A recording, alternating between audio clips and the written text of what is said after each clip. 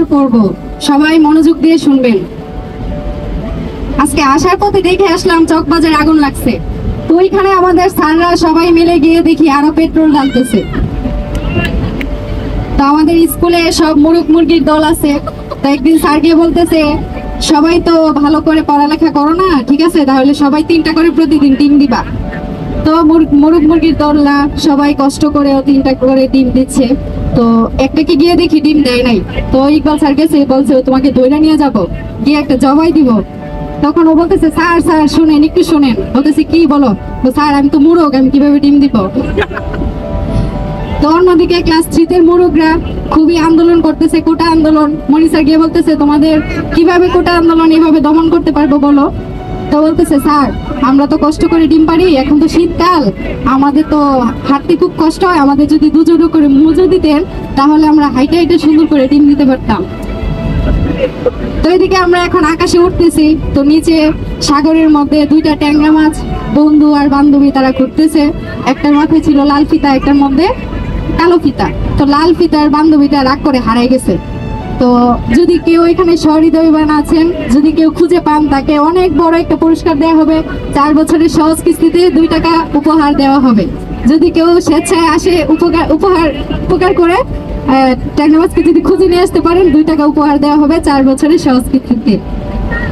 আর এখানে আমরা সবাই এখন আকাশে উঠতেছি। উড়ার পথে মাঝখানে দেখলাম ইকবাল স্যার এতই চিকন যে স্যার উঠতে উঠতে একদম পিছনে চলে যাচ্ছে।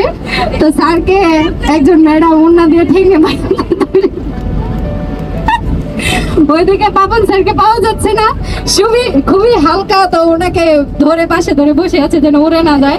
সবাই ওনাকে একটু হেল্প করবেন এই বলে আজকে আমার সত্য কথা এখানে শেষ করলাম। সবাই খারাপ থাকবেন। আজকে সকালে আমি সবার আগে এখানে আসছি, কেউ বলতে পারে, এমনকি নৌকার মাঝেও বলতে পারে না আমি যে এখানে আসছি। সবার আগে আইসা আমি নৌকায় উঠে দেখি কেউ আসে নাই। আমি তখন মনির স্যারকে ফোন দিলাম যে স্যার কেউ তো আসে না, আমি তো এসে পড়ছি। স্যার বলছে ঠিক আছে, আপনি সব সময়ের পাঞ্চুয়াল, তো তাই একটু আইসা করছেন, সমস্যা নেই, আপনি বাকি কাজগুলো করে ফেলেন যে কাজগুলো করছেন। তো স্যাররা যে কাজগুলো করলো, স্যারদের কাজ ছিল খাবার নিয়ে আসা, সবার জন্য নাস্তার ব্যবস্থা করা, তো ওইগুলোও করে নাই। আমি আবার গেছি পৈতলা গিয়ে আবার সবার জন্য এগুলো নিয়ে আসছি। একা মানুষ, এবার বুঝছেন আমি কত শক্তিমান। ছোটবেলায় দেখতাম না শক্তিমান, কি শক্তিমান যেন ছিল, পালোয়ান না শক্তিমান ছিল ইন্ডিয়াতে, ওই রকম আর কি। তো এই বলে আমার মিথ্যা কথা শেষ করলাম। মিথ্যা কথা, আর এখন তো সত্য কথা বলার কোনো প্রশ্নই আসে না। তো গত 3 দিন আগে আমার নাম্বার একটা কল আসছে, লাস্ট নাম্বার 66। তো কলটা আসার পর আমি খুব দূরে যাই, এটা হলো সিটি সেন্টারের সামনে। তো যাওয়ার উপর দেখি একজন মিলে একটা লোকটা ইচ্ছা মতো মারতেছে। তো মারবো, আমি দেখি লোকটাকে, পরে সবগুলো লোকটা সরে দেখলাম আর কেউ নাই, আমাদের মনি স্যার। পরে আমি আমার সবাই পরিচিত ছিল, সবাই আমি দেবো। তো বাঁচানোর পরে যারা সবাই মারছে, কেউ সেরাতে মারছে না, সবাই মনে করেন এমন জায়গা মারছে, দেখানোর জায়গা না। তো যাই হোক, সতর্ক ছিল কাছে, দ্রুত নিয়ে গেলাম, নিয়ে চিকিৎসা করে স্যারে পাঠা দিলাম আর কি। তো আসলে কেউ জানতো না, আজকে আমি জানাই দিলাম। তো আমি আসলে মিথ্যা কথা বলি নাই, আজকে সত্য কথা বললাম। আর আসলে সত্য বললে অভ্যাস নেই আর কি, এই জন্য সত্য কথা বলে দিলাম। আগে মুকেশ আমাদের ছেলে যে বিয়ে গেছে, ওই বিয়ের আমার দাওয়াত ছিল। তো বিয়ের আগের দিন রাতে ঐশ্বরিয়া আমার ফোন দিয়ে বলতেছে কি রে কালকে কি করবি? মাউথটাক আছে। ঐশ্বরিয়ার ফোন আসার পর দীপিকা আবার ফোন দিয়ে বলতেছে শাড়ি নাকি 3 পিস।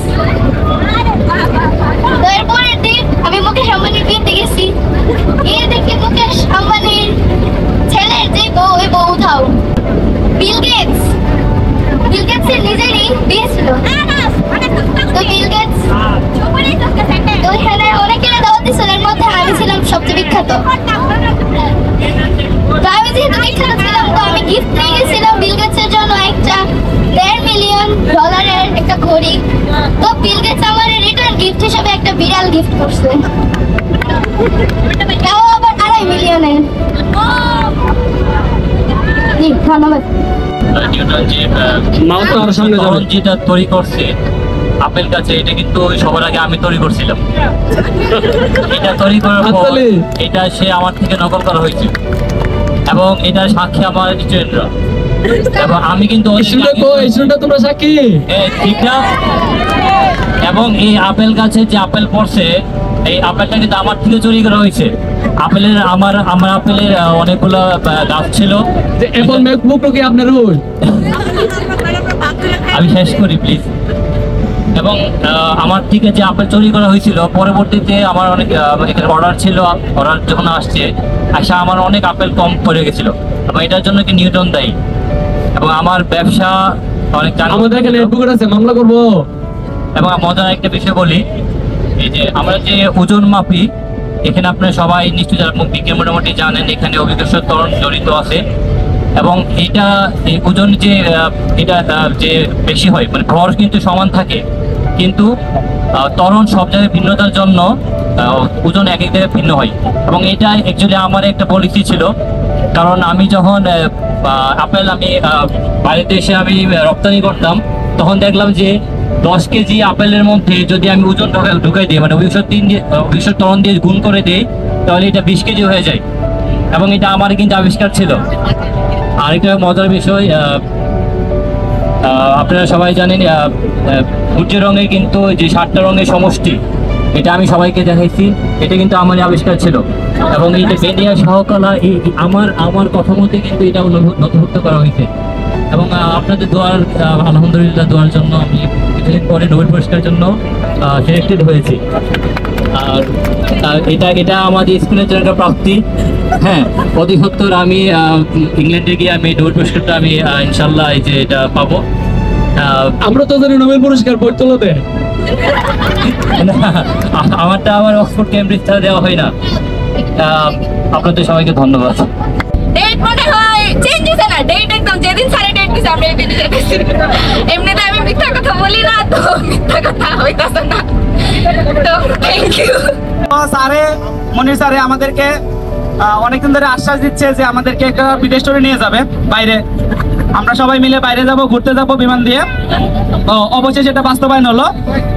এখন আমরা যাচ্ছি টাঙ্গুরহাওর, আমাদের একটা বোর্ডে করে টাঙ্গুরহাওরের আমরা নদীর মাছ খাবো। নদীর মাছ খেয়ে আমরা নাচতে নাচতে আবার ব্যাক করব। আসলে আমি তেমনটা মিথ্যা কথা বলতে পারি না, এই জন্য আমার খুশিও বলা হচ্ছে না। তো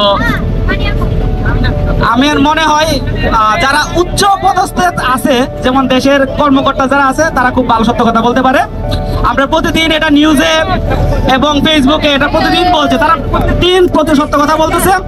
আর এটা শুনে আমরা তাদের সত্য কথা বাবা দেই, হাসি দেই, আমরা লাভ রিয়েক্ট দেই। আমাদের ফেসবুকে দেখা গেল তার লাভ রিয়েক্টের ছড়াছড়ি। তো এই পরিস্থিতিতে আমরা ভ্রমণে যাচ্ছি। দেশের পরিস্থিতি খুব শান্ত আছে। এই শান্ত দেশের যত কারফিউর মাধ্যমে সব বন্ধ হয়ে গেছে, এই আনন্দে আমরা ভ্রমণ ট্যুর দিচ্ছি। আশা করি আজকে গিয়ে আমরা ফেসবুক করলে আরো সুন্দর সুন্দর নিউজ পাবো। ধন্যবাদ সবাইকে।